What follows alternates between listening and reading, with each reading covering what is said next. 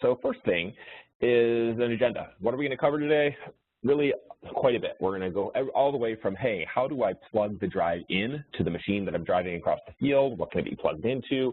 How do I download the app? How do I set up the app? And then once I'm in the app, what do I do? How do I add my equipment, my field boundaries, my hybrids, my treatments, all the different things that we need to do to make life easy when we get to the field this spring, so that there's as few buttons as possible for the operators of your machines to push, and it is a pretty seamless experience for you to collect good data in the field.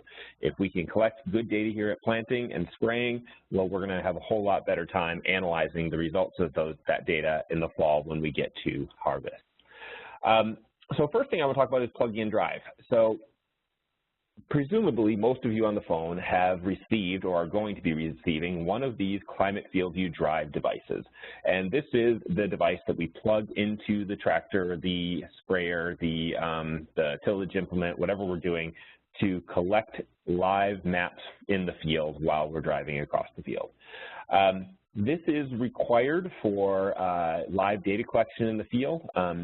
Some of you may have things like My John Deere on your implements that you're driving across the field. If you do have My John Deere, you don't necessarily need to use one of these drives. You can link your climate account to My John Deere, and as soon as your data hits My John Deere, within the next 15 minutes, it'll be pulled over into the Climate FieldView account. So there are other ways to get data in. We can also move data in via thumb drive. If you go ahead and plant a whole field with a Pro 700 in your tractor, we can go ahead and take that thumb drive out of the monitor after you're done planting and move the data manually. If you have a 2020 from Precision Planting in your planter, that data goes directly into the Climate FieldView cab app without needing a drive. So there are different ways to get data into the system.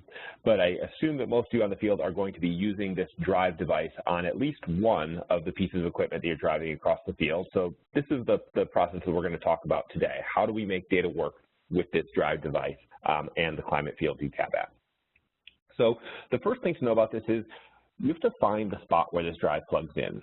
All those pieces of equipment that you're driving across the field have these CAN diagnostic ports on them, little 9-pin port that looks like the picture shown in the upper right on this slide. And you just have to find it so you can plug this drive in. And once you find it, installing the drive device is super simple. If you just push it onto that port, give it a quarter turn to the right, it'll lock in place and it'll flash some lights at you and it'll be ready to go. So getting it installed is super easy, but sometimes finding the port is difficult. Sometimes, like I know in the S-Series combines from John Deere, it's actually inside the cup holder. You have to lift out the cup holder to find the port. It's something you'd probably never think of.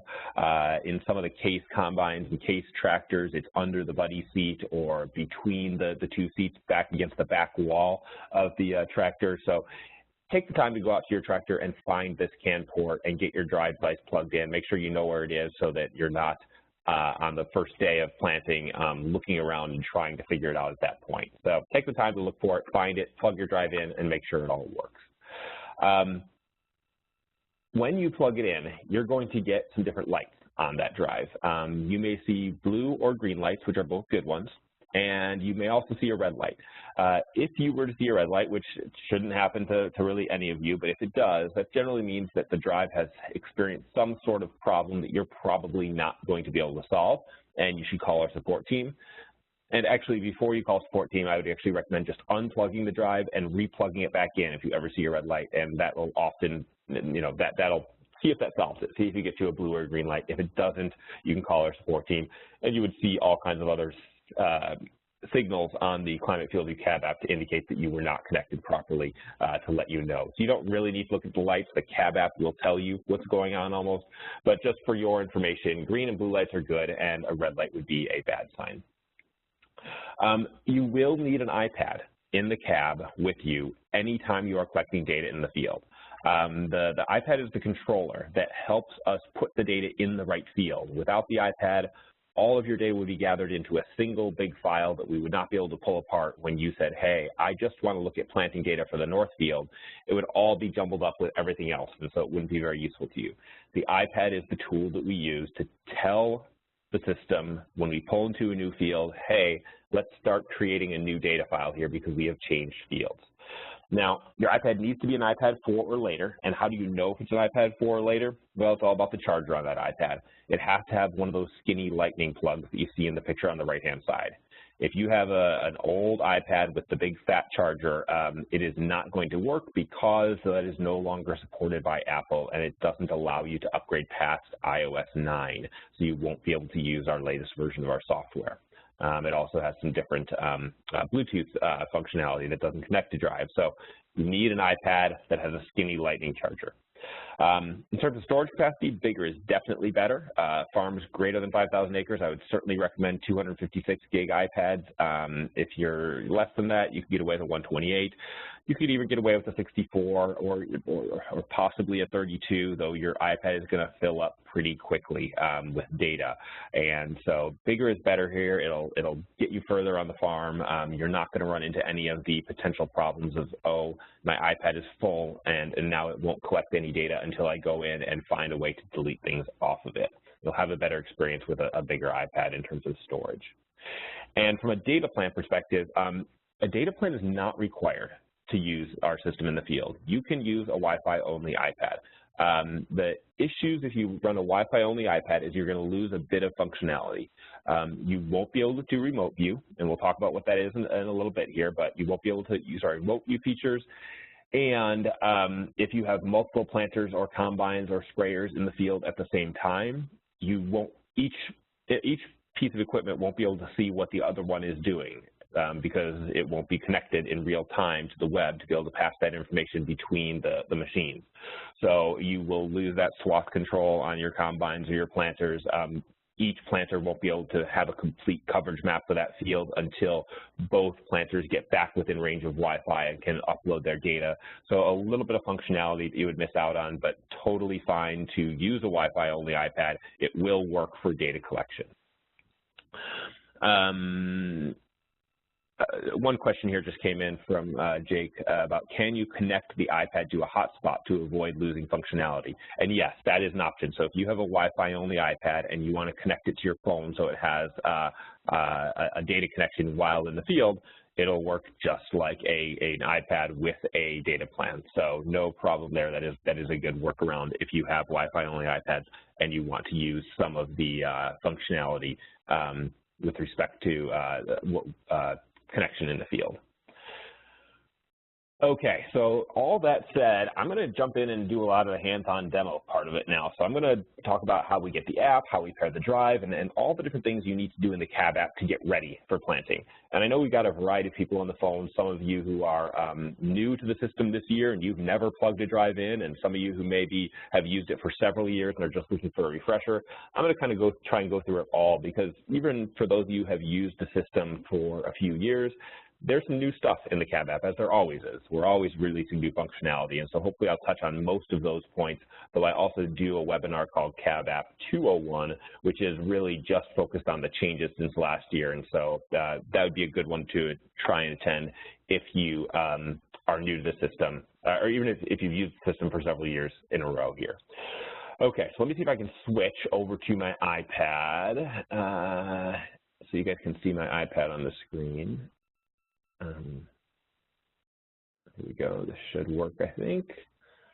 Yes. So I think everyone can see my iPad now, and I'm showing the Climate FieldView Cab app. This is what we want to have up on our screen once we're in the field and we're ready to start collecting data. But first, let me show you how I got here. So I'm going to go back to my iPad main view here. And so one of the things to look at here is we need the Climate FieldView Cab app installed.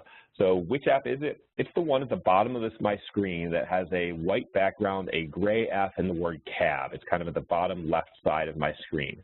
That's the app we're looking for. And if you need to install it, if you don't have it in your iPad, you can go to the App Store, search for Climate FieldView, and you'll find it there. So when you search for Climate FieldView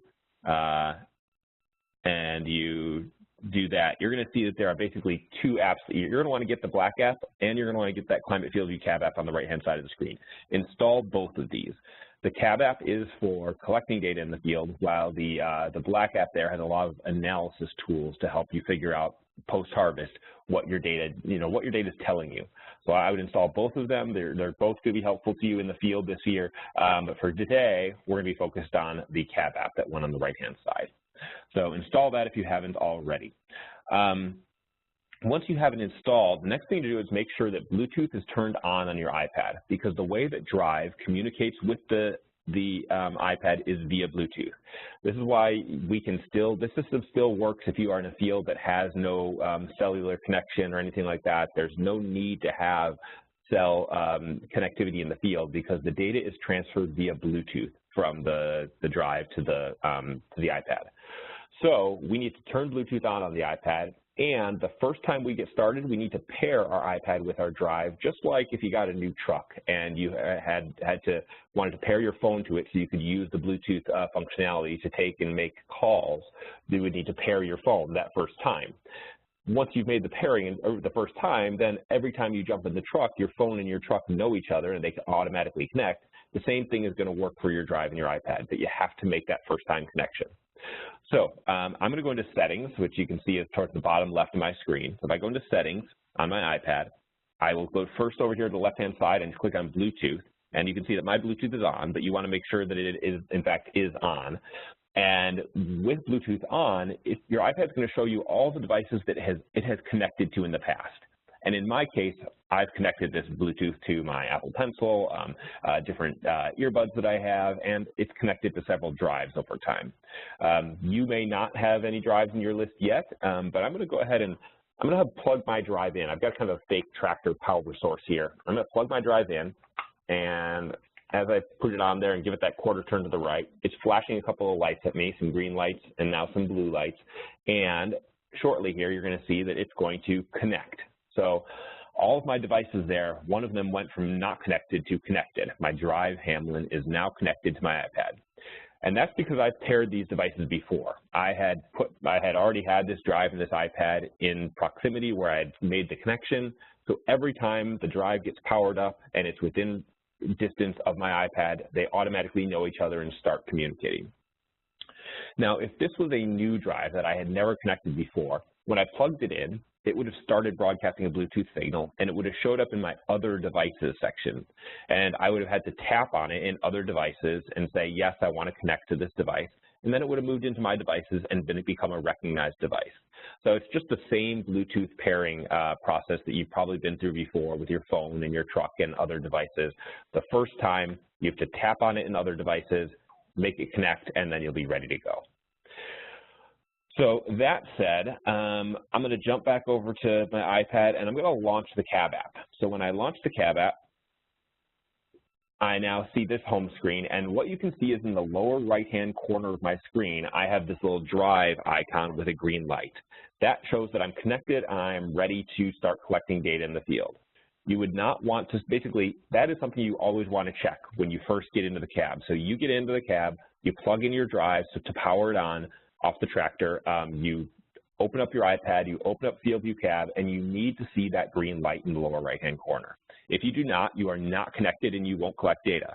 So there's a couple of things that you can do if you don't see that little green light in the lower right-hand corner. Number one, unplug and replug the Drive. That is, sort of like a Control-Alt-Delete on your computer. That is the number one thing that solves most connection problems. Sometimes it just doesn't seat right, and if you unplug it and you replug it, it will start broadcasting its signal, and your Drive and your cab will connect. The other thing to check, if you're not seeing that green light in the corner, is go over to Settings in the lower left-hand side of this cab app screen. And in settings, there's something called devices on the left-hand side of the page that looks like an iPad and a Drive. If I click on devices, it's going to show me all my devices, all my drives that I have paired to in the past. And sometimes I've seen this where you come in here, even when the Drive is plugged in and it's got a blue light on the top, the Drive that you're plugged into says not connected and tap to connect. And so sometimes you can come to the screen, if you're not seeing a green light, all you do is tap it on the screen, and then you get that green check box. It's connected, and you're ready to go.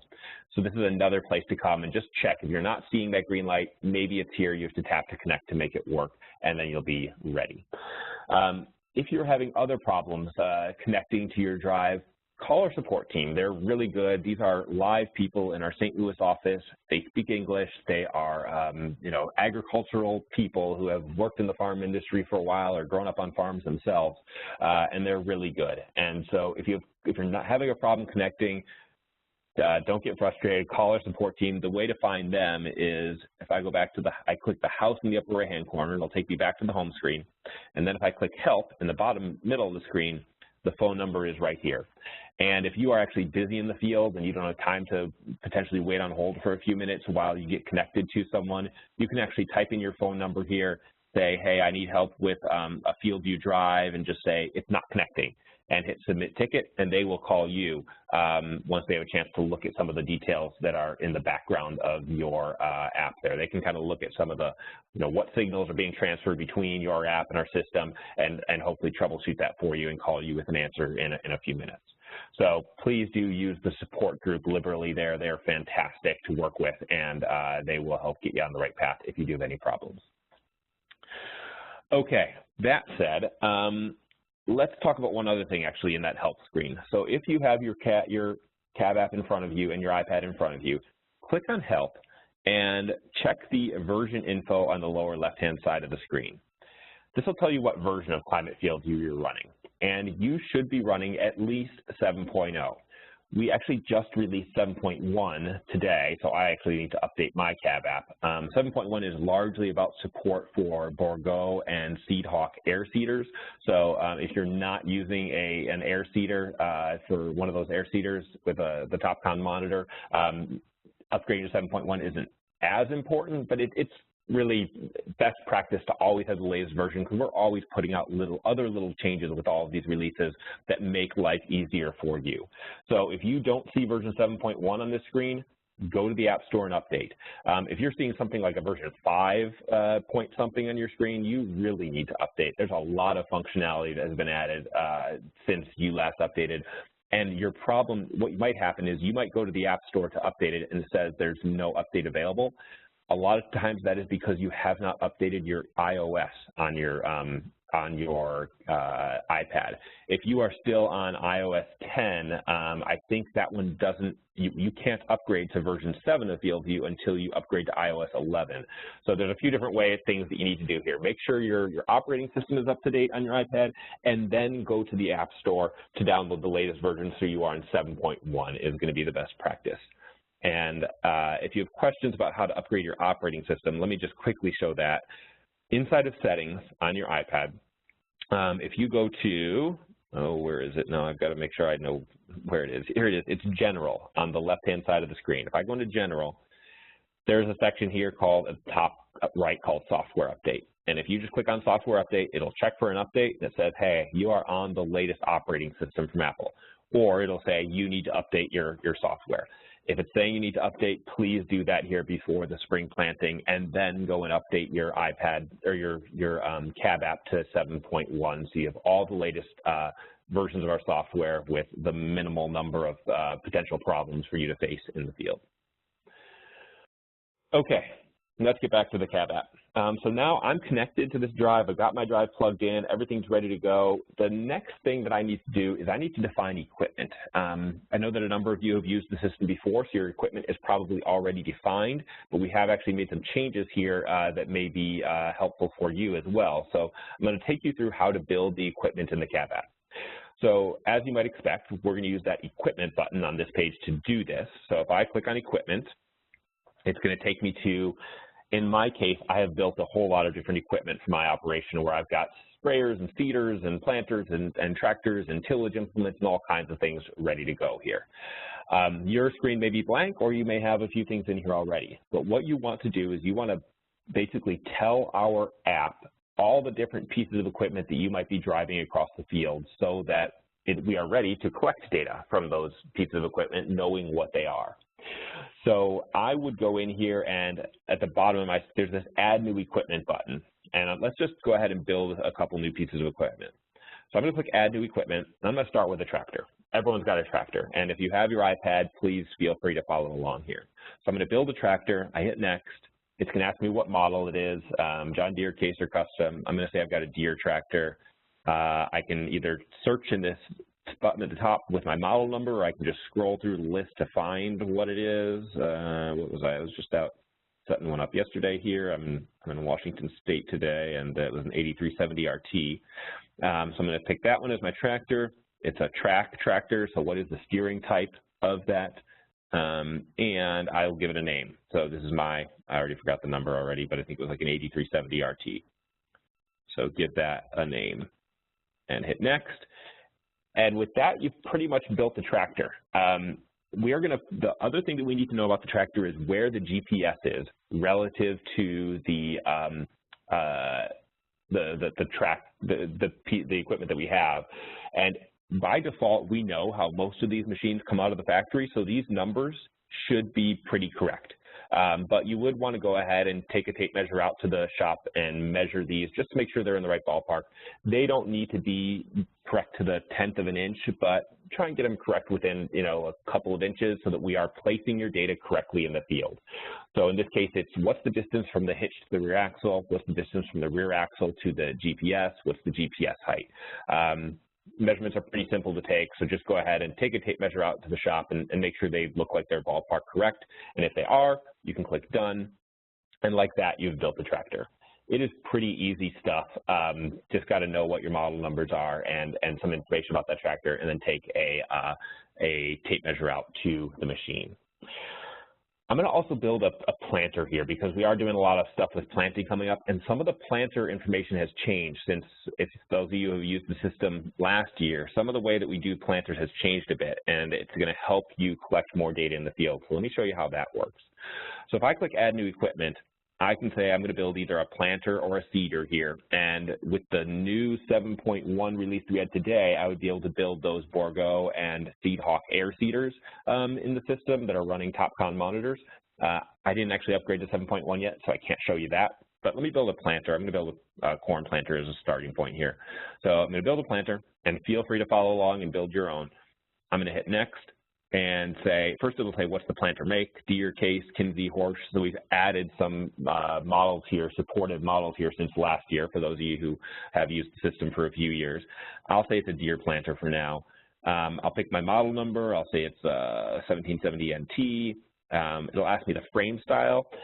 I'm going to choose a dual frame here just because there is some functionality associated with dual that I want to show you, but go ahead and choose whatever is appropriate for yourself. Number of rows, I'll say, hey, it's a 32-row planter. Row spacing, in my case, it's asking narrow row spacing because I said I've got a dual frame planter. In your case, you may just get normal row spacing. But I'm going to say my narrow rows are on 15s, and my hitch style is a 2-point pivot, and give it a name. This is my 1770 NT, and hit Next. Like that, I've added a planter. Now, there's a couple, this screen here has a couple bits of new functionality on it that have been added over the winter to get us ready for this planting season. So, one of the things that we ask now with a planter is, what is the planting display and what's the planting rate controller? So I'm going to say the display for this planter is going to be a Deere 2630, and the rate controller is a Deere SeedStar 2. As you can see here, we've added a number of different rate controller options since last year, things like Dickie John, IntelliAg, Horsch Isobus, Kinsey Isobus. So this allows us to use Drive to support more types of planters in the field. And we'll continue to add to this list going forward. But since last year, we can now support a lot more planters because of our ability to work with these other rate controllers on the planter. So, but pick what's appropriate there. And if you have an existing planter in your cab app, you can just go and edit it to make these selections here and make sure that they are right for you for planting this season. The other thing that we've added since last year is the ability to not only map seeding, but we can also map up to 2 liquid fertility passes at the same time. So if you are putting down starter, putting down other fertility passes with the planter or with the seeder, we can go ahead and map those as well. So, you know, our motto is that every pass matters. Everything that you're doing in the field is having an impact on yield at the end of the season. So it's important not just to map the seeding pass, but any fertility passes that are going with it, so that we have that data layer available to analyze at the end of the season and how it impacted yield. So what we do here is we go over to the application setup on the left-hand side of the page, and it's going to say, do you have an application A rate controller? And if you do, you say, yep, it's a Deere Greenstar 2000, and how many sections or nozzles do I have on that rate controller? Then if I have an application B rate controller on the planter, what is the controller on that one? And I'll say that's a Greenstar 2000 as well, and how many sections or nozzles I have there. So those numbers, these are going to allow us to map more data in the field, which is always the goal. As of today, mapping fertility passes with the planter it can only be done if it is John Deere electronics, but we are looking to add to that as well. So, but for this spring, you're going to have to be running green electronics to be able to map those applications with the planter, and we'll look to expand compatibility there for other rate controllers going forward. So once I've made those selections, then I go ahead and go into my GPS offsets. These are going to be measurements that I need to take. I need to go out to the shed with my tape measure and go ahead, and if I hit this configure button, it'll walk me through each one of them individually. What's the wheel distance? So from the pivot point to the lift wheels when the planter is lowered. It gives you written instructions on these things. What are my front frame rows? Are they the even or the odd rows? This is because I had a dual frame planter. What's my front row offset? What's my rear row offset? What's my front frame seed exit and my rear frame seed exit? So some measurements that we'll want to take in the shed before we get started here this spring. And then for a dual frame planter, the other one that we'll have here on the left-hand side is active rows. So now when we are using a dual frame planter, we can either say, hey, all rows are engaged, or hey, I'm only using the front rows or only using the rear rows. I'll make that selection before I start planting so that our system knows which rows to read data off of as you're passing through the field and planting. So that is planter setup. Everything else is fairly similar. There's, you can set up your sprayer, you can set up your combine, you can set up your grain cart, you can set up your air seeder, you can set up your tillage implements. Whatever you choose to set up in this equipment setup page, just click Add New Equipment, and the wizard is going to walk you through it. It should be pretty straightforward. The main thing to know is once you've set it up, be sure to take your tape measure out to the shop and make those measurements to make sure that we have the right or approximately right offsets from where that GPS is located to where the implement is going to be doing something in the field, so that we can, as you're driving through the field, map that data in the right places. That's probably the most important thing that you need to do that doesn't sort of happen automatically as you build a new piece of equipment here on this screen. Okay, so now that we've built a piece of equipment, the other thing I should talk about on this screen is remote view. So so I build a piece of equipment and then I get ready to go, and I can basically pick on here which piece of equipment I want to set active. Am I spraying? I have the sprayer connected right now. Or maybe I'm planting, so I want to go ahead and pick my planter. So I just click on 1770 NT, set that as active. It says, do you want to make it the active planter? I hit yes. It's going to disconnect my drive. It's going to reconnect and say, okay, now you've got the 1770 NT with the 8370 RT tractor. I can switch out the tractor if it's a different tractor, but I basically need to, before I start going in the field, tell the system on this page which piece of equipment is the active piece of equipment that I'm going to be going to the field with. And it'll appear at the top with those little green check marks next to it. Now, one of the features that I mentioned earlier was remote view. There's the ability that if you're in the field, you have a cell signal and your iPad has a data plan or is connected to a hotspot, you can watch that person in the field do what they're doing. You can watch that activity happen.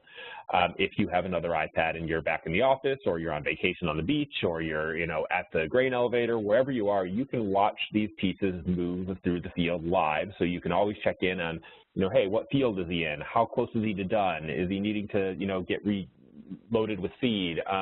When's he moving to the next field? You can see exactly what's happening in the planter from anywhere in the world that you have an internet connection if you have another iPad with the cab app installed to do it. And the way that you do this is you just click on the remote view button next to a piece of equipment. Now, in this case, I'm the one who's connected in the field, essentially. I'm basically saying I'm in the field with a planter and a tractor, so I can't remote view into someone else while I am the one in the field. So all my remote view buttons are grayed out there. None of them are working. But if I wasn't connected and someone else in my operation was connected out in the field, that remote view button for any piece of equipment that is turned on and operating the field would be available. I could click it, I could see, and then it would give me the option to log in to their machine, and basically they need to approve it. A button will pop up on their screen saying, hey, someone wants to remote view you, do you want to approve it? And you would just say yes, and then the operator would say yes, and then they would be able to view it, or they could deny that request. And actually, I'll show you, this also works for, I know we may have some dealers on the phone who are working with farmers. There's a button in the upper right-hand corner here that has a little farmer with a magnifying glass on it. And if you click that button, that allows you to remote view into anyone's operation that is running in the field and chooses to let you view. So you don't have to just view, you're not limited to just viewing equipment that is tied to your operation. I, as a climate employee, if I'm working with a farmer in the field and that farmer says, hey, I'm seeing something weird going on out here, I don't quite understand it, I can just say, hey, well, let me remote view into you. I'll watch what's going on out there, and I can help figure out the problem that you're having, or I can help, if you're an agronomist, I can help you understand, what you're seeing from a yield perspective there as live as it happens in the field. All you have to do is type in that user's FieldView username and hit search, and it will show you all their pieces of equipment that are out in the field right now. So actually, I'm going to encourage you guys to, I'm not sure if anyone on the phone is actually on their iPad and doing this, but I'm going to let you remote view into me right now just so you can see how it works. So if you have your iPad, try and remote view into me. Use this feature where on this page, you click on the farmer, it brings up this remote view field user, because I am connected, and type in here at the bottom of my screen, this Agritechnica 2017 at climate.com. That is my username. And if you type that in on your iPad, it's going to search for my pieces of equipment that are plugged in and powered on. And you should see that I've got that one planter powered on. And try hitting remote view, and we'll show everyone, I guess, what this looks like when I am in the field and a request comes in. We'll see if anyone can get that done. Oh, sorry, I'll put it back on the screen. It's that Agritechnica. So this is what it looks like. Someone, Dennis Schumacher, thanks for typing that in. It says he's attempting it, and Derek Johnson, I've got a number of people attempting connection. Would I like to allow it? The operator has the control. They get to decide if they're going to give the access or not. And so I just hit allow, and I'll hit allow on all these. And now you guys who did connect, you should be able to see my screen, and you should be able to see me kind of like, I'll just do some of this so it looks like I'm planting in the field. You should be able to see this kind of fake planting. I've got this demo worked up here. And this is how remote view works. You would be able to watch me plant in the field, and you'd be able to see what field I'm in, how far I am, how many acres I've done, what seed I'm currently planting, what kind of products I'm putting on, spraying, whatever it is that I'm doing, you'll be able to view it live in real time. The one caveat I will say with this is it does tend to be a bit of a data hog, so I wouldn't put remote view on and leave it all day long if you have a limited data plan on your cell phone, because you're going to blow through a whole lot of your data plan. It's more of a check in, see how things are going, see where the guy is, and then disconnect, and it saves you the time of, it saves you from having to make phone calls all the time. You can kind of watch where people are passively throughout the day. So hopefully that makes sense, but just wanted to show you what that remote view looks like. Okay. That said, let me move on to a couple other things in the app. So one of the things that you're going to want to do before you get started here this spring, especially if you're not running a new iPad, if you're running an iPad that you've had for a few years and there's all kinds of stuff on it, you want to make sure that your iPad is not going to run out of data space in the field. So, because if it does, basically the CAD app shuts down and it just won't collect any more data until you, delete things off the iPad and make space for more. So one of the things to check even right now, if you have your iPad there with you, is go to the settings button on the left-hand side of the page and click on data in the upper left-hand corner. And when you click on data, it's going to, at the bottom of the page here, show you how much available space you have on your iPad. And in my case, I have 93 gigabits of free space, so I've got plenty. If you have more than 5 gigs, you're probably going to be good for planting for a while here. But if you see that available space is down to 1 gig, 2 gig, 3 gigs, you should spend some time before you get started planting here this year going through and deleting things off the iPad that you don't need anymore. Delete apps that take up a lot of space, delete pictures and videos always take up a lot of space. Clear some space on your iPad so that you have space to collect new data. Because again, if that does fill up, any point while you're in the field, the whole app is just going to shut down on you, and it won't let you continue collecting data until you free up space. So just make sure that you look like you're good. And if you're sort of tight on space, after the first day of planting, just come back here and see how much is left. See how quickly you're filling it, and just be aware of what your currently available space is. This page will always give you the latest report. One other thing that's new here is we added this ability to import data via the CAB app. So in my case, you can see that I've got this 26 files available for import. Tap import data to complete at the top of the screen. If someone has been uploading your historical data for you, or if you've been uploading your historical data or your field boundaries from other systems, this system will always show you how many new files you have ready to import. And if you click that import data button, it'll take you over to our web experience, which will allow you to approve and import the data.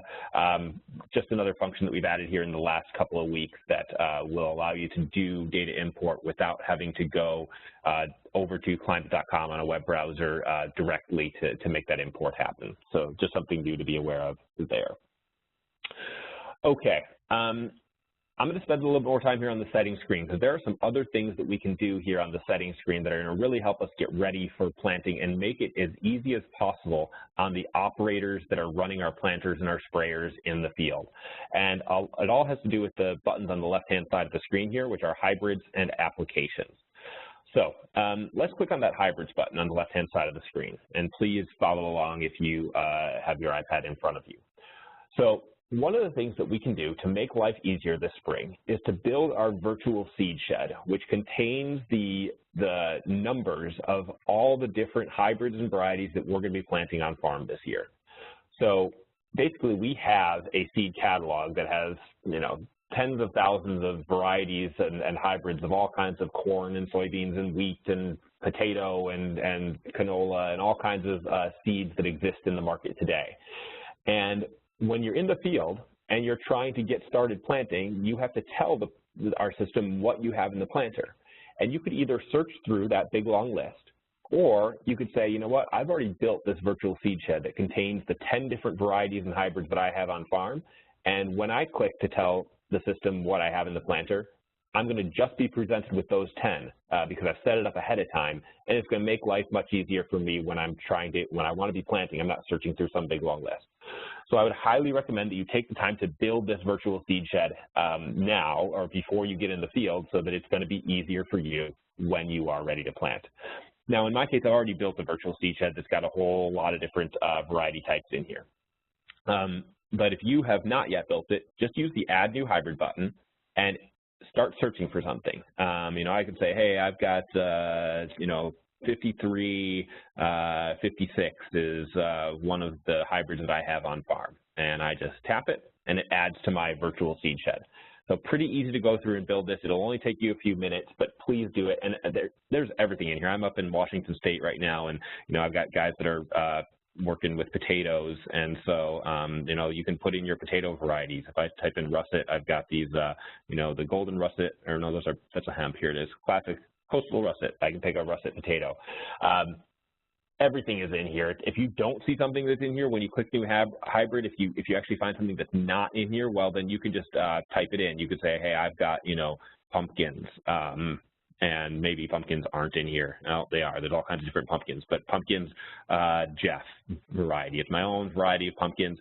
It doesn't appear in the list, but I can click Add Custom Hybrid Pumpkins Jeff at the bottom, and it'll ask me what kind of crop it is, and I'll say, hey, it's a pumpkin crop, and it will go ahead and now add that to my list as a custom hybrid that I can select from. So you should be able to find the vast majority of the things that you're planting in that list and select them. But if you do have something that isn't in the list, you can create it as custom, and it'll appear in your virtual seed shed for you to use throughout the season. The other thing that we've added this year, and this is new for those of you guys who have used the system in the past, is we've added seed treatments here. So we no longer need to create 2 different versions of each hybrid saying, hey, this is my DeKalb 5356, and this is my DeKalb 5356 with treatment X, so, you know, with a quick roots treatment. We do seed treatment separately now, so you don't need to create those sort of Frankenstein hybrid names. And this will also allow us, when we get to harvest, we're going to automatically report for you what yield is by seed treatment. So a lot of advantages to building your seed treatments and then identifying when they are being used on different seed in the planter. And I'll show you how this works in a minute. But how we build seed treatments is on this page. I switch from my hybrids to my seed treatments using the button at the top of the page. And inside of treatments, just like I build my virtual seed shed, I build my virtual seed treatment portfolio of things that I have available to use on farm. So I just click add new treatment. We've got thousands and thousands of chemicals from all kinds of different companies here, and I don't know what most of these are, but I basically come in here and say, you know what, one of the seed treatments I have is this Captain 30 Double D. And it adds to my virtual seed treatment shed here, so that when I'm in the field and I'm planting a particular seed, I can just also tap the seed treatment that is being used, so that it captures that data in the field with the planter, and I can easily analyze performance by seed treatment once I get through to harvest. So that's some new stuff we've added here this year. Another thing that we want to do before we go to the field is build our tank mixes. If we're going to be using Climate FieldView Drive in a sprayer, or we're going to be capturing fertility passes, we want to build those applications using the Applications button on the left-hand side of the screen. So if I go to Applications, I've built a bunch here, but yours may be blank. What you'll want to do is you want to click Add New Application. You'll give it a name. You know, this is my burn down. And basically every tank mix that you're going to be going across the field with this year, you'll want to build it here on the application page, so that the operator, the sprayer, the fertility bar, whatever it is, can just choose that application from a list, rather than having to spend the 5 minutes of building the application and then potentially not, you know, it's going to make life a lot easier if we build these first. So I say I'm building this burn down application. Is it granular or liquid? It's liquid. I come on here and give it a base rate that, hey, my base rate is 10 gallons an acre. If you're in Canada, you're going to get Canadian units here. I click add product. You know, what's in the tank? Well, Roundup is one of the things. So I type in Roundup. I find the right Roundup. It's Roundup Original Max, whichever version of it is. How many ounces of that? I'm not a chemical guy, but I'll make some stuff up here. It's, you know, 24 ounces per acre. Then I add, you know, whatever else is in there. I've got, you know, AMFs in the tank, and that goes on at however many gallons per acre. And you build your tank mix here. And when you're done, it's going to save that as a tank mix, my burn down number 2. And then anyone who is in a sprayer or in the field doing some sort of application, when they pull into that field, it's going to ask them, what do you have in the tank? And that person will just be able to click the appropriate option that has already been built for them, rather than spending the 5 minutes trying to build that tank mix when they'd rather be spraying. So take the time to do this ahead of time, and it'll make life much easier for your guys in the field. Okay, so that is on the ability to set up tank mixes, hybrids, and seed treatments. The last thing to note on this settings page that may be helpful to you is notifications. So if I click on notifications at the bottom of the screen here on the left-hand side, there are a number of different notifications that I can set up in my in this mobile app to basically help me, if I'm the farm manager and not the one actually in the planter, in the sprayer, keep track of what's going on in the field. Number one, I can put in my email address here at the top of the screen and either check field change or daily. And what will happen here is that if I choose one of these options, if I choose field change, every time a piece of equipment that is connected to my account changes field, I'm going to get an email. It's going to basically say, hey, planter 2 moved from the home farm to the west farm. Sprayer 1 moved from dad's farm to mom's farm. It's going to tell me, I'm going to get this sort of passive communication of what's happening, where each piece of equipment is, just to keep me up to date throughout the course of the day. Now, this could obviously get really annoying if you're a big operation that's running, you know, 6 planters and 5 sprayers, and they're all moving around all throughout the day. So you might not want field change on in that case. In that case, you might want to just have a daily report, which will tell you, hey, sprayer 1 went into these 6 fields today, and sprayer 2 went into these 7 fields today. And you get that daily report at the end of the day just to kind of keep track of what had happened out there. But this is your option. put in an email address, choose whether you want to get these email reports, and it's one way to keep track of what's happening in the field if you are not the operator. The other thing that you can do here is you can set up text alerts. So I could come in and put in my phone number here. I say, you know, here's my phone number, and I want to receive alerts for different things. Let me remove this corn moisture one.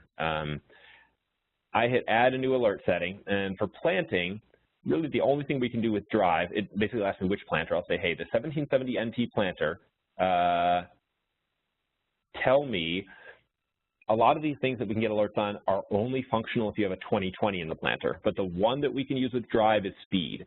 So we can say, send me an alert if the speed of the planter goes greater than 5 miles an hour. I've told my planter operators that I don't want them planting it faster than 5 miles an hour because we want to get good seed set, we want to get good emergence, and we've seen that when we drive faster than 5 miles an hour, we start to have some spacing issues and seed emergence issues. So your operator gets out in the field and he's got a date tonight and he says, you know what, I got to finish this field. I'm gonna bump this thing up to 7, 8 miles an hour. I got to get this field done. Well, this is it's a bit big brothery, but if you are the farm manager and you want things done right, you can watch that planter. And if he goes faster than 5 miles an hour for more than 5 acres, it is going to send you a text. So it's not going to do it if, hey, he gets on the road and he's driving down, and I think the planter has to actually be down to be going faster than 5 miles an hour. So if it's up, you're not going to get those alerts. And if it's just like one pass to the field that he does quickly as he's driving from one end of the field to the other, not going to necessarily set off those alerts. But if he's going faster than 5 miles an hour for more than 5 acres, you're going to get an alert. You can give a call, you can remote view into him, you can say, hey, what's going on, we need to slow down, and make sure that things are happening the way that you want them to at planting. So feel free to set up those alerts as you see fit. Okay. I think the last thing I have to do is just show you what it looks like in the field if you are actually using the system live. So let me go over to, so if you're in the field and you're using the system live, what you're going to do is you're going to come to this page, you're going to launch the cab app, you're going to look for that green light in the lower right-hand corner, make sure that you're connected. You're going to go to your equipment page and make sure that you have the right piece of equipment selected. Hey, am I in that 8370 tractor with the 1770 NT planter attached? If yes, I'm good. If not, hit set active on the piece of equipment that you are in so that we know what you're driving across the field. Once you have that done, you're going to go over to map. And if I go over to map, I'd already set this up a bit. What basically happens is as you drive into the field, we're going to sense the field boundary as long as you have field boundary loaded. We're going to say by a GPS location, the field boundary has been crossed and you've entered the field. It's going to pop up a notification that looks like this. Let me just force it to do it. So it's going to say, hey, do you want to make Anger the active field? And you would say, yep, that's where I am. So this will pop up automatically for you once you cross that field boundary. You'd say yes. Okay, once you say yes, it's going to say, okay, now what do you have in the planter? And I'm going to say I'm planting, well, it'll ask you first which crop type is it? Is it corn? And I'm going to say yes. And what hybrid do I have in the planter? Okay, when I tap to select hybrids in the planter, what it does is it brings up my short list of all the different hybrids that I had defined in my virtual seed shed. So I can very quickly say, hey, there's only 15 of these to pick from. So, you know, the one that I have in the cab right now is DeKalb 3738, and I select that as my hybrid that I have in the planter. If for some reason I'm planting something that I did not define on my virtual seed shed, I could, let me get rid of that. I could go in here and hit this add new hybrid button at the bottom, and it'll bring up that full seed list, and I could search to find what it is I have in the planter. But obviously a whole lot easier for the operator if you've done a good job of defining all the seeds that you have on farm, and he can just come in here and say, you know what, it's 5356. That's what I have in the planter. He then gets to choose whether it's in all the rows, which is the default, or he can click on all and say, you know what, this is just in the left half of the planter, or it's in the right half of the planter. Actually, you can't do that until you add another hybrid. So I picked DeKalb 5356, that is in the right half of the planter. Then I choose another hybrid that's in the left half. I say 3738's there, and now I've got, if I get it right, there we go. Now I've got a split planter with the two hybrids identified which rows they're in. So a lot of functionality you have here to make sure that we can define appropriately where the seed is, what seeds we have in the tank, and which rows they're assigned to. Now, just like hybrids, the new thing on here is seed treatments. You can see that seed treatments button here. And if I click seed treatments on the right-hand side of the page, it's going to ask me what treatments do you have on this seed. And if I don't have any, I don't need to fill this out. But if I say, you know what, I do, I have Acceleron DC509, and it is on both hybrids and all rows, or no, you know, it's just on the seed in the left half of the planter. If I get it right, there we go. And so it's in rows 1 through 18. You can obviously very quickly get the right combination of hybrids and seed treatments here, and when you're done, you hit confirm. It will tell you in the upper left-hand corner of the screen, hey, you've got 2 hybrids treated with Acceleron DC509, kind of gives you a summary of what you have out there. Next thing you're going to do is build the application. So again, this is new this year, the ability to map liquid applications at the same time as you're planting, but it's going to ask you, what do you have in tank A or with the A rate controller? And I come here and I say, you know what, I'm putting on 28% with that second rate controller. I hit confirm, and it'll list that in my application space. So this is how you get set up for planting and what the system kind of looks like. The other thing that I want to mention here that is probably going to be helpful for you as you're passing through the field is you may at times see something in the field that you want to get back to, and you might want to drop a pin somewhere to note a field location of something, like you're planting and you see a rock that needs to get picked. Well, as you're planting along, the button next to the house on the right-hand side of the screen, that little arrow with some lines, I click that one, and inside of there, there's a drop field pin button. And if I see something I want to mark, I just want to navigate here pretty quickly, hit drop field pin, and I can either add a photo or add notes, but I might not have time to do that while I'm planting essentially. But you can see that it already dropped the pin. It dropped that blue pin there as I was passing through the field. And I could either change the color of the pin, I can put some notes in, whatever I need to do here, hit save, and that pin will automatically go to the phones of everyone in my operation who is running the Climate FieldView Black app. It'll be on every iPad in the CAB app. These pins are shared across platforms so that, you know, I may have a son who, you know, loves this smartphone that I got him and he's on it all the time, and I can now tell him, hey, there's some good things that you can do with that smartphone, because when I was planting today, I marked a whole bunch of rocks in that field. So get your phone out, launch the Black app, and go to every yellow pin that I've marked and go pick rocks. And now all of a sudden you've got a good use for the smartphone that you've supplied to your child. So a variety of things that you can do like that to, when you drop those pins, everyone else can see them on their mobile device wherever they are if they have that Climate FieldView Black app installed on their either Android or iPhone. It does work on both platforms. Okay, I'm almost done with content here. I think the last couple of things to do are, one thing to be aware of is if you're doing custom work for someone, you can share those field files very easily with them. If you're custom planting, custom spraying, whatever the case might be, as long as they create a Climate account. So, you know, someone that you're working with, let's say you're the custom sprayer, custom planter. Anyone that you're working with, have them go to climate.com and create a free basic Climate account. They can go to climate.com, put in their email address, name, and phone number, and it'll create a blank Climate account.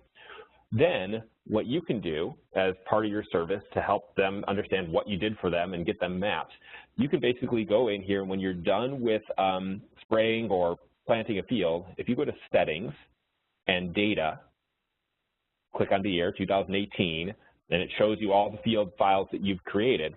If you click Share Field Data and you put in the email address that they created their Climate account with, you can say, you know what, I want to go ahead and send this data to someone. So I put in an email address, so you know, find someone. Let me just, there we go. I'm going to send it to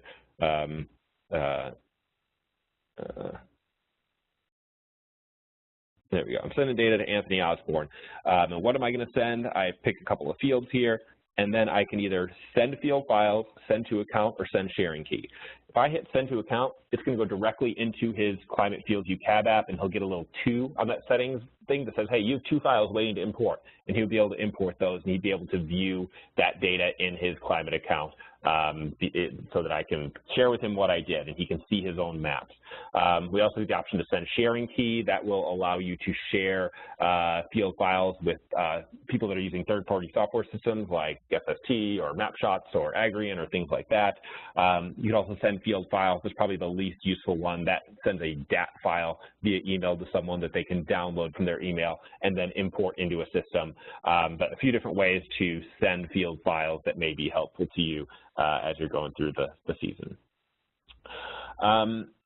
I think that is most of it that I'm going to cover in terms of getting ready for planting. So again, any questions anyone has about anything, please go ahead and type those in. I've got a couple more slides to go through, and then we will wrap this webinar up for today.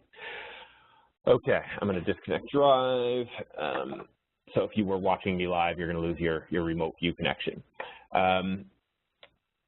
Okay, stop sharing there, and let's go through the last couple of slides. So one important thing to do is import field boundaries. If you have field boundaries, if you're getting ready to start the season, it's a whole lot easier if we know where your fields are before you start planting, so that we can use GPS recognition that when you pull in the field, we'll prompt you and says, hey, it looks like you've entered the home field. Is this the one you want to make active? And you say, hey, yes, versus, you know, you enter a field and we don't know it and you have to manually select those fields. Import your field boundaries, watch one of my data inbox webinars, or participate in one of the upcoming ones if you have questions about that. Another thing to know, we have a customer success team that we have built here over the winter that if you are getting started, maybe using Climate for the first time this spring, or you've used it before, but you just want a refresher on how to get ready for planting, call our customer success team. You can call them on our phone line, which is 888-924-7475. And if you choose option 3, you'll get connected to one of our customer success reps.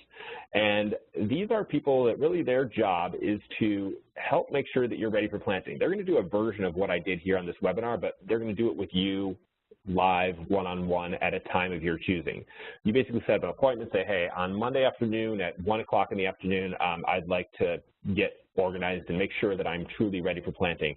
And whether they spend half an hour with you on the phone or 3 hours with you on the phone, they're going to go through everything that you need to do to be ready for planting. They'll help you set up your equipment. They'll help you set up your virtual seed shed. They'll help you import your old data from whatever monitors exist in. They'll help you move in your field boundaries. They'll answer all your questions.